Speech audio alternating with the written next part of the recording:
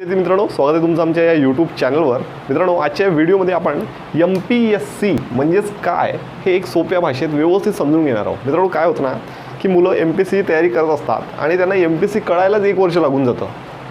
त्या अनुषंगाने आपण हा व्हिडिओ तयार केलेला आहे. तुम्हाला या एकाच व्हिडिओमध्ये MPSCच्या एक्झाम्स काय आहे, कसे पदं असतात, राज्यपात्रित पदं कोणते आहे, अराज्यपात्रित पदं कोणते आहे, पूर्वपरीक्षा, मुख्य परीक्षा, इंटरव्ह्यू, कोणत्या पदासाठी इंटरव्ह्यू नसतो, असे संपूर्ण तुमचे जे डाऊट्स आहे ते क्लिअर करू. जर तुम्ही नवीन MPSCची एक्झाम देणार असाल तर तुम्ही तर व्हिडिओ नक्कीच बघा, पूर्ण बघा. MPSC तुम्हाला व्यवस्थित समजून जाईल आणि हे समजून घ्याल तरच व्यवस्थित MPSCचा अभ्यास करू शकाल. नाही तर तुमचं कसं होईल की तुम्ही अर्ध्यात अभ्यास कराल राज्यसेवेचा आणि मग कराल PSIचा, अशा तुमचा गोंधळ होऊन जाईल आणि तुमचा खूप वेळ हा वाया जाईल. तर मित्रांनो, त्यासाठी स्पेशल एक ई-बुकसुद्धा एक MPSC प्लॅनर लॉन्च केलेलं आहे आपण आपल्या नेक्स्ट एक्झामच्या टीमने. ते तुम्हाला डिस्क्रिप्शन बॉक्समध्ये व्हिडिओच्या खाली मिळून जाईल. त्याचं लिंक ॲज अ PDF स्वरूपात तुम्ही त्याला डाउनलोड करू शकता. त्याचं व्यवस्थित स्टेप बाय स्टेप तुम्हाला सिलेबसपासनं तर तुम्हाला कोणते बुक्स यूज करायचे आहे, कोणत्या विषयासाठी, हे संपूर्ण मार्गदर्शन केलेलं आहे. ते तुम्ही सुद्धा डाउनलोड करू शकता. डिस्क्रिप्शन बॉक्समध्ये त्याचं लिंक मिळेल तुम्हाला. चला बघूया MPSC काय आहे. बघा मित्रांनो, काय असतं ना की महाराष्ट्र लोकसेवा आयोग हे एक घटनात्मक आयोग आहे. काय आहे? एक घटनात्मक आयोग. हे घटनेत याची तरतूद आहे. बघा मित्रांनो, महाराष्ट्र पब्लिक लोक सेवा सर्व्हिस कमिशन म्हणजेच आयोग. Okay, Maharashtra public service commission. Okay, आता हे काय आहे हे समजून घेऊ आपण. महाराष्ट्र पब्लिक सर्व्हिस कमिशन हे काय आहे, हे का बरं निर्मित केलेलं आहे. तर जेव्हा आपण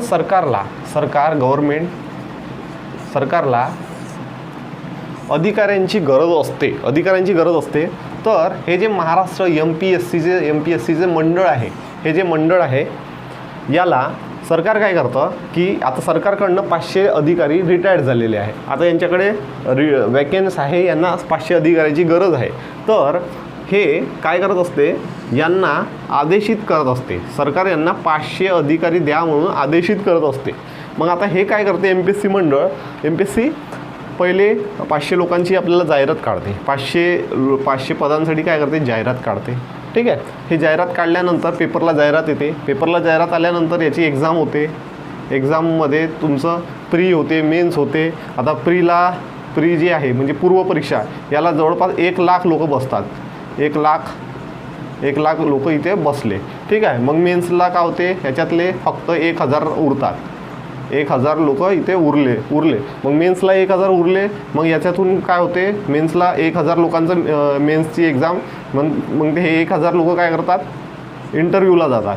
हे इंटरव्ह्यूला किती गेले, याच्यातले 500 समजून जा. याच्यातले 1000मधून 600 लोक इंटरव्ह्यूला गेले. याच्यातून 600मधून 500 निघाले. हे 500 अधिकारी हे काय करतात, या गव्हर्नमेंटला देतात. याच्यात तुमचा पण नंबर राहू शकतो. ठीक आहे, जर तुम्ही व्यवस्थित अभ्यास केला तर.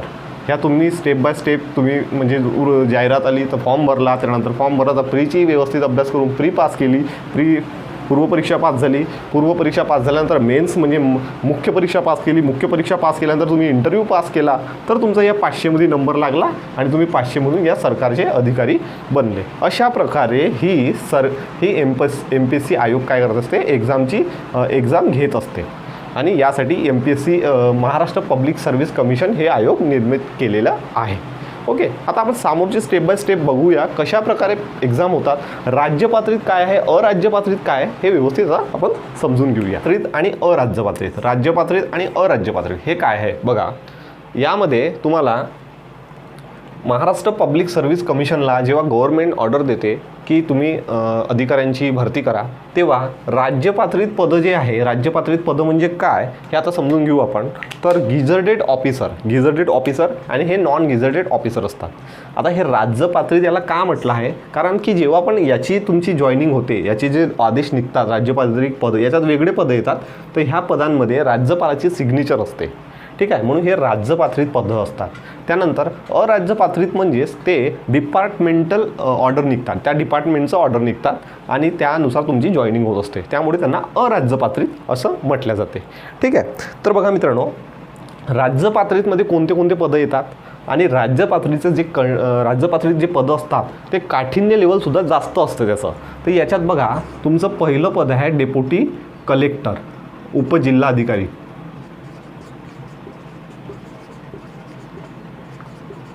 सर्वात जास्त जे मार्क ज्यांना मिळतात ना त्यांना डेप्युटी कलेक्टर उपजिल्हाधिकारीचं पद दिलं जातं.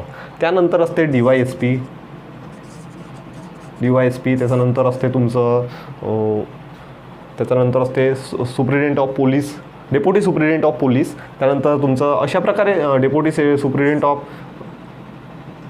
DSP तुमचं. त्यानंतर तुमचं असते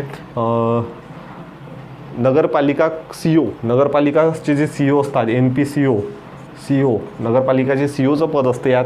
त्यानंतर तुम्हाला BDOचं पद मिळते यात. अशा प्रकारचे टोटल 22 पदं इथे तुम्हाला असतात आणि तुमचा रँक वाईज तुम्हाला हे पदं मिळत असतात. टोटल किती 22 प्रकारची इथे पदं असतात. ओके. आणि हे जे पदं आहे हे राज्य पातळीत असतात. राज्यपालाच्या सिग्नेचरनं तुमचे आदेश निघत असतात मित्रांनो. आणि याचं काठिण्य लेवल या पदापेक्षाही जास्त असते. ठीक आहे. आता याच्यात कोणते पद असतात ते बघूया. याच्यात जे आहे तुमचं PSI म्हणजे पोलीस उपनिरीक्षक. त्यानंतर दुसरा आहे STI सेल टॅक्स इन्स्पेक्टर, विक्री कर निरीक्षक. त्यानंतर तुमचं आहे ASO असिस्टंट ऑफिसर म्हणजेच मंत्रालय असिस्टंट म्हणून हे पोस्ट असतं. ठीक आहे. हे 3 पदं हे कशात असतात अराज्य पातळीमध्ये. ठीक आहे. आणि हे 22 प्रकारचे पदं हे असतात राज्य पातळीमध्ये. ठीक आहे. तर हे जे एक्झाम्स आहे हे वेगवेगळे एक्झाम होतात. याची जाहिरात वेगळी निघेल, याची जाहिरात वेगळी निघेल. तुम्हाला या पदासाठी जर जायचं असेल हे क्लास 1चे पदं येत असतात. तुम्हाला या पदासाठी जायचं असेल तर तुम्हाला राज्यसेवा जेव्हा ही महाराष्ट्र पब्लिक सर्व्हिस कमिशनची राज्यसेवेची ॲड येते वृत्तपत्रामध्ये तेव्हा यासाठी फॉर्म फिलअप करायचे असतात. आणि हे अराज्य पातळीसाठी जेव्हा ॲड असते तेव्हा तुम्हाला यासाठी फॉर्म फिलअप करायचे असतात. त्याचबरोबर हे राज्य पातळीत अराज्य पातळीत जरी झालं तरी महाराष्ट्र लोकसेवा आयोग आणखी खूप साऱ्या एक्झाम घेत असतात. त्या एक्झाम आपण यामध्ये डिस्कस करणार नाही आहो. त्यासाठी मी स्पेशल तुम्हाला ज्या आपलं ईबुक आहे त्यात मी दिलेलं आहे. वनसेवाची एक्झाम आहे. त्यानंतर तुम्हाला लघुलेखन म्हणजे क्लर्क, लघुलेखक, टंकलिपिकची एक्झाम्स वगैरे महाराष्ट्र लोकसेवा आयोग घेत असतात. स्पेशल फॉर आपण या ऑफिसरच्या एक्झामचं आता इथे डिस्कस करतो आहे. ठीक आहे. तर बघा पुढचं बघूया. आता राज्य पातळी अराज्य पातळीत बघितलं पण राज्य पातळीत ज्या राज्यसेवेच्या एक्झाम होत असतात त्यामध्ये कशा प्रकारे स्टेप बाय स्टेप एक्झाम होते ते बघूया. तर मित्रांनो बघा ही जी राज्य पातळीची एक्झाम होते त्याला राज्यसेवा म्हणतात. राज्यसेवा परीक्षा म्हणतात. राज्यसेवा मुलं म्हणत असेल तुमच्या ओळखीचे मुलं म्हणत असेल किंवा तुमचे जे MPSC स्टडी करणे आम्ही राज्यसेवेची तयारी करतो आहे. हो तुम्ही राज्यसेवेची तयारी करताय पण तुम्हाला त्याचा सिलेबस आणि त्याचं मार्काचं कशाकडे एक्झाम होतात हे संपूर्ण माहीत असणंसुद्धा आवश्यक असते. तर बघा राज्यसेवेची तयारी करत असताना काय आहे की तुम्हाला पूर्वपरीक्षा द्यावी लागत असते. पूर्वपरीक्षा त्यानंतर हे झाली तुमची पूर्वपरीक्षा. त्यानंतर द्यावी लागते मुख्य परीक्षा, मेन्स एक्झाम, राज्यसेवा मेन्स ही झाली राज्यसेवा प्री. त्यानंतर तुमचा राहतो इंटरव्ह्यू. ओके. अशा 3 स्टेपमध्ये तुम्हाला जावं लागत असते. 3 स्टेपमध्ये ह्या 3 स्टेप जर तुम्ही क्लिअर केल्या तर तुम्ही सरकारी अधिकारी लवकरच बनले असं असते. तर बघा पूर्वपरीक्षा कशी आहे बघा. सामान्य अध्ययनचा पहिला पेपर होतो तुमचा. स्टार्टिंग तुमची सामान्य अध्ययनच्या पेपरपासून होते. ठीक आहे. त्यानंतर तुमचा दुसरा पेपर जो आहे तो आहे CSAT. ठीक आहे. हे 2 पेपर होतात. तुम्हाला पहिल्यांदा जेव्हा तुम्ही राज्यसेवेची तयारी करत असतात ना पूर्वपरीक्षेला गेले तर तुम्हाला पहिला पेपर द्यावा लागतो सामान्य अध्ययन आणि दुसरा पेपर असतो तुमचा CSAT. हे दोन्हीही पेपर एकाच दिवशी होतात. ओके. हे दोन्ही पेपर एकाच दिवशी होतात. सामान्य अध्ययन हा जो पेपर आहे हा टोटल 100 प्रश्न येतात तुम्हाला. 100 प्रश्न 200 गुणासाठी येतात. किती 200 गुण. 200 गुणासाठी 100 प्रश्न येत असतात. ओके. याचा PDF मी डिस्क्रिप्शन बॉक्समध्ये दिला आहे तिथे डाउनलोड करू शकता. ओके. तुम्ही लिहायचं असेल तर लिहू शकता आणि लिहून व्यवस्थित डेली तुम्ही थोडं व्यवस्थित समजून घ्या हे. ओके. त्यानंतर CSATचा जो पेपर आहे तो तुम्हाला 80 प्रश्न विचारतात. 80 प्रश्न हे सुद्धा तुमचे 200 गुणासाठी असतात. एका प्रश्नाला 2.5 मार्क. अशा प्रकारे हे टोटल तुमची 400 मार्काची एक्झाम होत असते. कोणती पूर्व परीक्षा, किती 400 मार्काची तुमची पूर्व परीक्षा झाली. या 400 पैकी तुम्ही हिला जर क्वालिफाय केलं, आता क्वालिफायला तुम्हाला समजूनच येतं, कॅटेगरी वाईज क्वालिफाय असतं. जवळपास तुम्हाला 360 किंवा 370 किंवा 350 अशा पण, म्हणजे ते कॅटेगरीवर डिपेंड असते कितीवर लिस्ट ओपन होते क्लोज होते. तर इथे जर तुम्ही क्वालिफाय झाले, आता समजा तुम्ही इथे क्वालिफाय झाले, असा आपण विचार करू की तुम्ही इथे क्वालिफाय झाले. इथे क्वालिफाय झाल्यानंतर तुम्हाला मुख्य परीक्षा द्यावी लागत असते. ओके, आता जर तुम्हाला एक अंदाजा सांगतो, जर इथे 1,00,000 विद्यार्थी बसले असेल ना, तर खूप कमी, म्हणजे तुम्हाला इथे जवळपास 20 ते 25,000 मुलं फक्त ही मुख्य परीक्षेसाठी इलिजिबल होतात. ओके, त्यात तुमचा नंबर असणं आवश्यक आहे आणि ते डिपेंड आहे तुमच्या अभ्यासावर. ठीक आहे. तर बघा मित्रांनो, मुख्य परीक्षेत तुम्ही आले, तर मुख्य परीक्षेत तुम्हाला कसे एक्झाम द्यायची आहे, कसे त्याचं हे आहे बघा. मुख्य परीक्षेत तुम्हाला इंग्रजी 100 मार्काचा असते, हा एक पेपर असतो, स्पेशल पेपर असतो. ठीक आहे. त्यानंतर तुमचा मराठी हा तुमचा पेपर असतो 100 मार्काचा. ठीक आहे. त्यानंतर तुमचे भूगोल, इतिहास असे जे काही सामान्य अध्ययनाचे चॅप्टर आहे त्यावर टोटल 4 पेपर होत असतात आणि हे 4ही पेपर 150 मार्काचे असतात.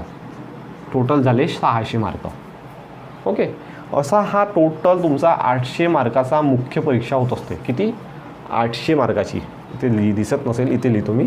800 मार्काची तुमची मुख्य परीक्षा ही 800 मार्काची होत असते. मग या 800 मधून जर तुमचे क्वालिफाय मार्क्स चांगले असले तर तुम्ही मग इंटरव्ह्यूला जात असता. ओके, मग इंटरव्ह्यूला गेल्यावर तुमचा 100 मार्काचा इंटरव्ह्यू होत असतो आणि मग इंटरव्ह्यू तुम्ही क्रॅक केल्यानंतर तुमचं सिलेक्शन इथे होत असते. तर अशा प्रकारे स्टेप बाय स्टेप आपल्याला MPSCची राज्यसेवा पात्रता, हे राज्य पात्रता ज्या एक्झाम्स आहे ह्या स्टेप बाय स्टेप आपल्याला जावं लागत असते. आता पुढे बघूया आपण अराज्य पात्रतेचं कशा प्रकारे आहे. ओके, अराज्य पात्रता काय आहे, तर अराज्य पात्रता PSI, STI, ASO.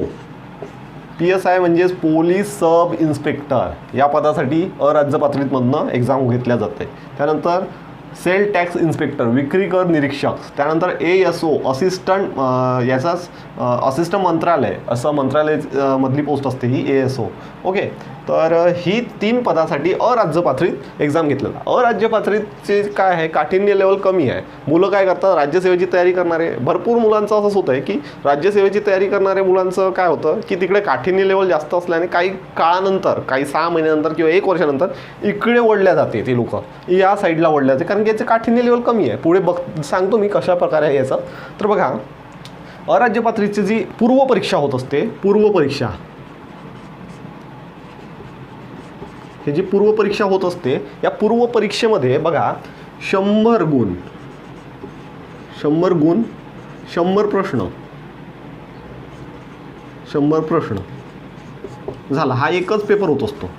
ओके, हा एक पेपर जर तुम्ही क्वालिफाय केला, जवळपास तुम्ही 90च्या जवळपास गेले किंवा 80च्या प्लस गेले, तर तिथं तुमचं जर कॅटेगरी वाईज सिलेक्शन झालं तर तुम्ही मुख्यला जाता.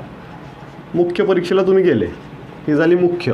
आता समजा तुम्हाला इथे मिळाले 87, आपण उदाहरणासाठी समजू, तुम्हाला मिळाली इथे 87 मार्क, तुम्ही मुख्यला गेले, तुमचं सिलेक्शन झालं मुख्यसाठी. 50 वाले नाही होणार इथे सिलेक्ट, क्योंकि 50 मार्कासाठी तर काहीच नाही आहे 50, तर 87 वाला झाला, तुम्ही सिलेक्ट झाले. तुमचा अभ्यास तेवढा चांगला हवा इथे. ठीक आहे. तर इथे सामान्य अध्ययन चाचणीचाच एक पेपर होत असतो, ज्याच्यात GK, नागरिकशास्त्र वगैरे IMP म्हणजे थोडे काठिण्य लेवलचं कमी असतं राज्यसेवापेक्षा. ठीक आहे. तर याचा सिलेबससुद्धा मी व्यवस्थित तुम्हाला PDF मध्ये दिलेला आहे, तुम्ही PDF डाउनलोड करू शकता, हे मी तुम्हाला याच्या आधीसुद्धा सांगितलं आहे. तर ठीक आहे. बघा, मुख्य परीक्षा. आता मुख्य परीक्षेला हा व्यक्ती गेला की इथे तुमचा कसा पेपर होतोय बघा. मुख्य परीक्षेचा तुमचा जो पेपर होत असतो तो मुख्यचं कसं असतं बघा, यात तुम्हाला इंग्रजी व मराठी याचा एकच पेपर होतो, टोटल मिळून एक पेपर होतो. ठीक आहे. याच्यात तुम्हाला मराठीचे 60 गुणाचं विचारते, 60 गुण, आणि हे 40 गुणाचं विचारलं जाते, प्लस 100 गुण. हा झाला तुमचा एक पेपर. ओके, हा 100 गुणाचा एक पेपर झाला. इंग्रजीचे तुम्हाला 40 प्रश्न येईल आणि मराठीचे 60 प्रश्न येईल. एकाच पेपरमध्ये 100 गुणाचा हा पेपर राहील. ठीक आहे. आता दुसरा जो पेपर आहे मुख्यचा तुमचा, तो आहे सामान्य ज्ञान. सामान्य ज्ञान व तुमचं बुद्धिमत्ता. बुद्धिमत्ता हा आहे तुमचा दुसरा पेपर याच्यातला. सामान्य ज्ञानावर तुम्हाला विचारले जाते 80 मार्काचं, 80 गुण, आणि हे विचारले जाते 20 गुणाचं, 20 गुण. बघा किती सोप्या पद्धतीने, म्हणजे सोपं आहे, इकडे काठिण्य लेवल कमी आहे राज्य पातळीपेक्षा. तर बघा सामान्य ज्ञानाचे 80 गुण आणि बुद्धिमत्तेचे 20 गुण असे तुमचा हा 100 मार्काचा हा तुमचा पेपर होत असतो. यानंतर काय होतं की तुम्हाला तुमचे इथे क्वालिफाय झाल्यानंतर तुम्हाला जर तुम्ही PSIला जात असाल तर तुम्हाला शारीरिक चाचणी द्यावी लागते, म्हणजे फिजिकल टेस्ट द्यावं लागते. पण STI ASOला तुम्हाला शारीरिक चाचणी द्यावी लागत नाही. तर अशा प्रकारे हे तुमचे अभ्यास आणि हे मार्ग एक परीक्षा होत असतात मित्रांनो. तुम्हाला पूर्ण व्यवस्थित सिलेबस हवा असेल, म्हणजे तुम्हाला स्पेशल म्हणजे PSI STI ASOच्या सिलेबस हवा असेल, स्पेशल व्यवस्थित सिलेबस हवा असेल, पूर्वपरीक्षा मुख्य परीक्षेच्या, त्यानंतर तुमचा इंटरव्ह्यूत काय विचारतात हे संपूर्ण माहिती हवी असेल तर तुम्हाला ईबुकमध्ये तुम्हाला संपूर्ण व्यवस्थित पद्धतीने, म्हणजे तुमचं MPSC प्लॅनर आहे ते, तुम्ही MPSC प्लॅनर व्यवस्थित रीड करा, त्यानंतर तुम्ही परीक्षेची तयारी करा. तर मित्रांनो, कुठल्याही एक्झामची तयारी करत असताना असंच असते की तुम्ही व्यवस्थित एक्झाम करा, व्यवस्थित प्लॅन करा, प्लॅन करून स्टेप बाय स्टेप अभ्यास करा आणि नंतर तुम्ही ते परीक्षा द्या. तुम्हाला नक्कीच यश प्राप्त होत असते. तर thanks for watching. Best of luck for your exam.